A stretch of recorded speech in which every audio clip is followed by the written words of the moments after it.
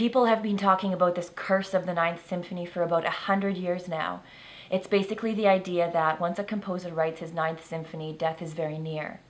Viennese composer Arnold Schoenberg once said, "It seems that the ninth is a limit. He who wants to go beyond it must pass away. It seems as if something might be imparted to us in the 10th which we ought not yet to know, for which we are not ready. Those who have written a ninth stood too close to the hereafter."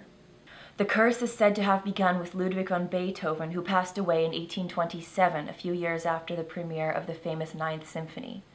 In 1828, Franz Schubert passed away while in the middle of writing a 10th symphony, but this is where we start to run into some historical controversy because his 7th symphony was really just a sketch and hadn't been completed yet.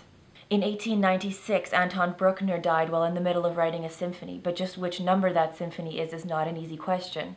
Bruckner wrote 2 symphonies in his life that he wanted to discard. If we leave those symphonies out, then he wrote 8 complete symphonies and died while writing the 9th. Dvorak is another composer that is said to be a victim of the curse of the 9th.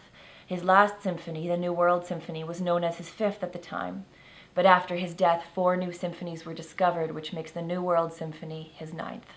Gustav Mahler managed to finish most of his 10th symphony, but died before the orchestration and other details had been completed. English composer Ralph vaughan Williams died just a few months after the premiere of his 9th symphony. Composers before Beethoven managed to write well over 10 symphonies. Mozart wrote 41, and Haydn wrote a whopping 104 symphonies. But symphonies in their time were shorter, contained fewer instruments, and had pretty much the same form.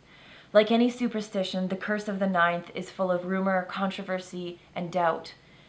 It really seems as though counting symphonies is not that straightforward. But Beethoven's dramatic 9th Symphony seems to have made quite an impression.